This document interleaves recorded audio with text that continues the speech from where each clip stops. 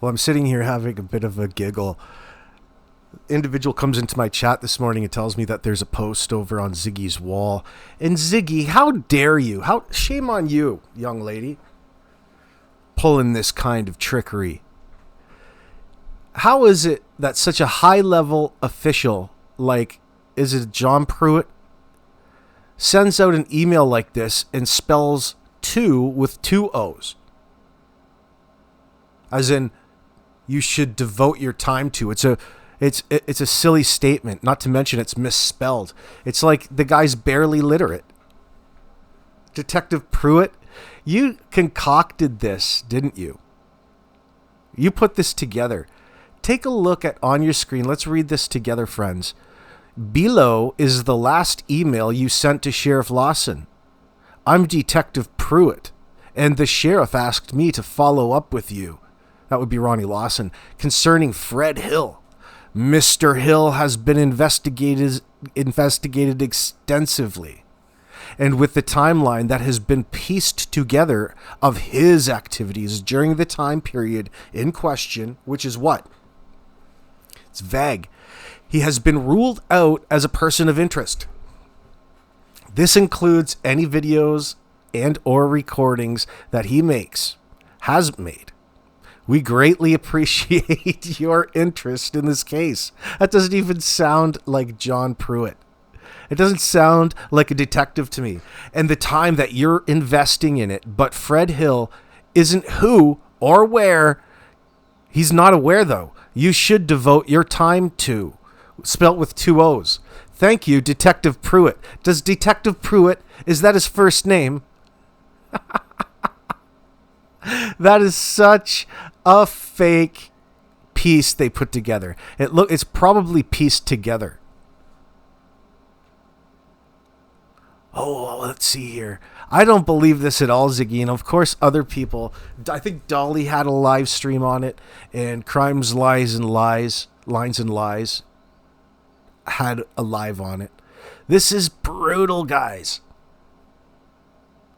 Here, you had me thinking that you were actually talking to investigators in the background, but you're scamming people, Ziggy. This sort of crap isn't what we need here. Why is it that you're trying to cover for your man Fred? Maybe Ernie Shell is right.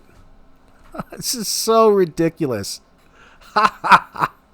Like, is no wonder they can't find Summer or get anywhere in the case. The detective on the case is illiterate. How did he ever get the job? Of course, I briefed at it glancingly. I just gave her the benefit of the doubt. But I go back and I'm looking at it, and that stood out to me. He's not even saying anything specific, just whatever you guys were concerned about. And he's generalizing it rather than being specific about something to assist in the query. And it doesn't even sound like it's coming from an official government agency. It would be a little better than that. Yeah, it makes me giggle a little bit. So what do we have here? What do we have here? For way of red flags and deception. We have the grammar and the typographical errors that are unusual for an official from a law enforcement correspondence. An official like Detective Puitt, for example, when he says you should devote your time to, it should be T-O rather than two O's. When he says isn't who or where you should devote your time to, that's awkward and non-standard phrasing. Who or where is odd in this context. Law enforcement emails, especially from detectives closing out a lead, are almost always proofread or run through some sort of template. Multiple obvious errors in a short message is a yellow flag. Got a yellow card there, honey.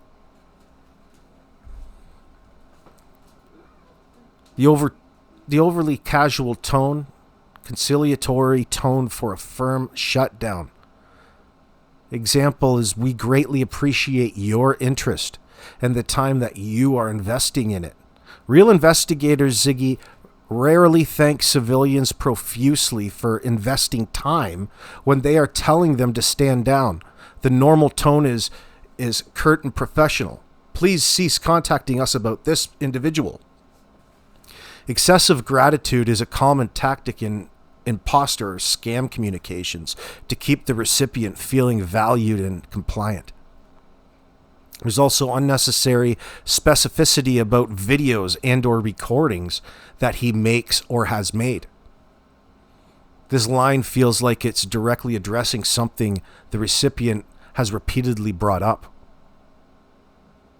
And if the department has truly ruled Fred out, they normally wouldn't feel compelled to preemptively reassure the recipient about future videos he might post. It reads like the writer is trying to close every possible avenue the recipient has been pushing. There's vague hedging language. The statement with the timeline that has been pieced together of his activities. Pieced together is unusually soft for an official elimination. Typical phrasing would be verified alibi or confirmed location or extensive investigation has established. Pieced together sounds like they're admitting the timeline is still somewhat reconstructive. The statement, he has ruled out as a person of interest. Correct in theory, but detectives rarely use that exact phrase.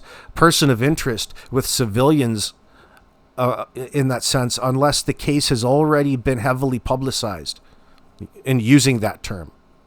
And this hasn't in the Summer Wells case. Often they just say he's not a suspect or he has been cleared in that sense, straight up.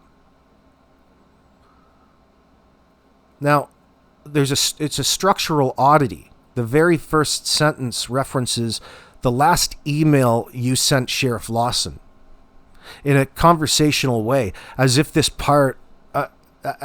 is part of a personal thread rather than an official response.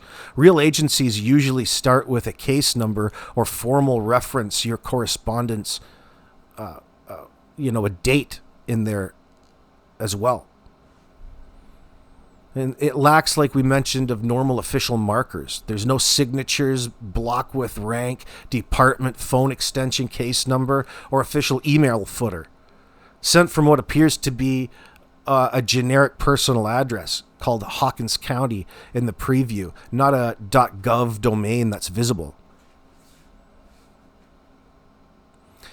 So the message really has multiple hallmarks of either a fake email written by someone pretending to be law enforcement, which is quite common in cold case or true crime communities when an amateur investigator gets too close for someone who feels threatened, or an extremely sloppy real email from a tiny, understaffed rural agency, possible but much less likely given the combination of errors and tone.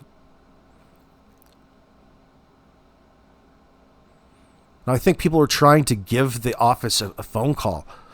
If you have any way to phone the sheriff's office directly and ask if a detective Puit sent this, or ask Pruitt's official email address, this is the fastest way to verify its authenticity.